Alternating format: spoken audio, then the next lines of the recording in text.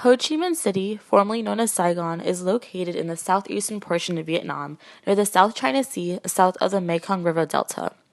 This location has turned Ho Chi Minh into a successful metropolitan port city. Ho Chi Minh City has rapidly developed in the last 10 years and still continues to do so.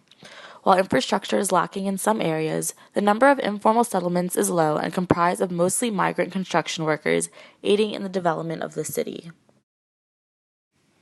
The literacy rate of Ho Chi Minh is approximately 99%. Most people spend an average of 10 years in school. Public schooling is generally good, and there's been an increase of international and private schools as well as universities. There are 5 levels of schooling, first beginning at the age of 3 years and ending at 18 years, and students often choose to have further schooling past the age of 18. Vietnam currently has an unemployment rate of 3.3%. Ho Chi Minh has an unemployment rate of 3.9, last recorded in 2012. However, unemployment rates have gone down consistently as Vietnam continues to modernize and educate their population. Ho Chi Minh City is home to about 7 million people and has the highest concentration of people in Vietnam, with 94% being ethnically Vietnamese. Populations are more dense in the center of Ho Chi Minh City, but suburbs and the exterior continue to rise in population.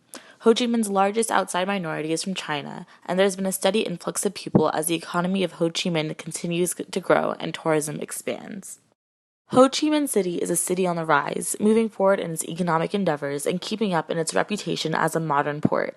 It leads the entire country of Vietnam and proves to be an increasingly more influential city in the Asian region. First, I will discuss the informal settlements of Madrid. Since Madrid is one of the biggest and wealthiest areas in Spain, slums are not too common in the city. However, there are still some slum areas. 1,000 families were living in slums in 2008, but by the end of 2009, Madrid's Institute for Resettlement and Social Integration had resettled some 600 families from informal settlements to social housing developments. The problem still exists, but it is being addressed. Education. Primary education begins at the age of 6 and lasts for 6 years. There are 3 two-year cycles. The first cycle is for children from the age 6 to 8. At the end of the cycle, a child may need to repeat a year if they have not reached the education level needed to carry on to the next cycle. The second cycle is for children ages 8 to 10. The third cycle is for 10 to 12-year-olds and serves to prepare them for secondary education. A child may be asked to repeat a year if they have not reached the education level needed to carry on to the next cycle, for this cycle as well.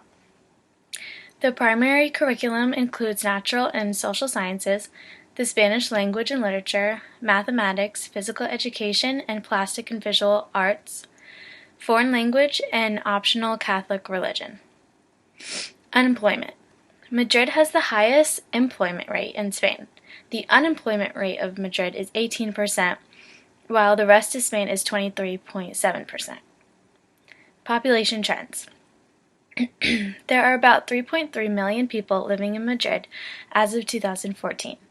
Nearly 84% of the city's population is Spaniards, while those of other origins account for more than 16% of the population.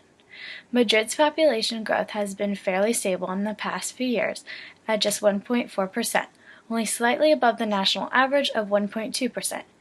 The city is expected to continue its stable growth in the coming decade.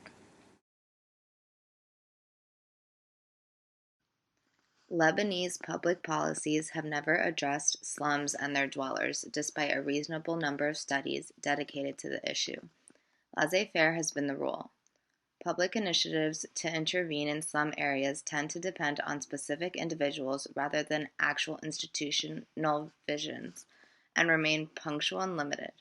All in all, 2 types of approaches can be detected towards slums since the 1950s. The first adopts a slum clearance attitude and suggests the rebuilding of modern units for the residents. The other discusses some elements of on-site upgrading, but remains generally fixed on legal issues. The Lebanese Constitution, through Article 10, and the National Reconciliation Accord, through the educational reforms, have recognized the importance of education and defined its general principles and guiding regulations. The principles regarding the rights and means to achieve education in Lebanon include the right and freedom to education, availability of education on the basis of equal opportunity, public education available to all, care for learners with special needs, secondary education, equally available, the close cooperation between the public and private systems until reaching a partnership. Education in Lebanon is a dual system where responsibilities are shared between the public and the private sectors. Lebanon is currently facing a critical unemployment situation, compounded by political instability both at regional and national levels, and made worse by the influx of approximately 1.5 million refugees from Syria. At present, the overall unemployment rate in Lebanon stands at 24%. The curricula throughout the education system should be adapted to future labor market needs in order to increase the number of jobs and decrease unemployment. The growth rate of the population in Lebanon fluctuated during the periods 1980 to 1985 and 2000 to 2005 between 0.20% and 4.18%, and stood at 1.70% in 2005 to 2010. It is projected that the growth rate will increase for the period 2010 to 2015 and will reach 3.04%, only to decrease again afterwards, and it will become negative at negative 0.03 in 2045 to 2050. Port-au-Prince, Haiti. Port-au-Prince is mostly composed of informal settlements. Most citizens live in shacks that are made up of scrap metals, tarps, and even cardboard. These makeshift homes have no running water and are located right next to another home. This decreases sanitation and increases the risk of disease. The amount of informal settlements in Port-au-Prince increased after the devastating earthquake in 2012. Education.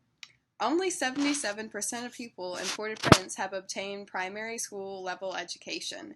So that's like elementary school, like not even middle school. This explains why the literacy rate is so terrible at 48.7%.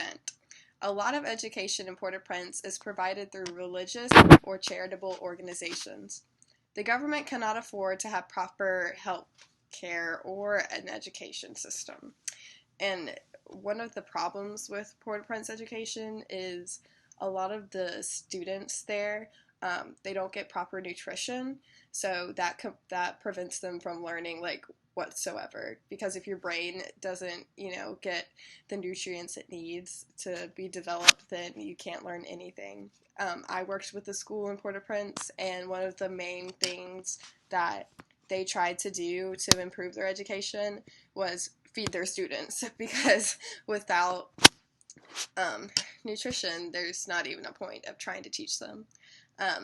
Unemployment in Port-au-Prince is high, with a primarily low-educated society and over 59% of the city in poverty. The amount of employable citizens is very low. There is also not many job opportunities for work in the city, but there's more opportunities than you would find anywhere else in Haiti. This also contributes to the high rate of unemployment. The current population in Port-au-Prince is over 2,207,000 people. It continues to grow because Haitians come there seeking job opportunities. This contributes to the rising amount of slums in the city.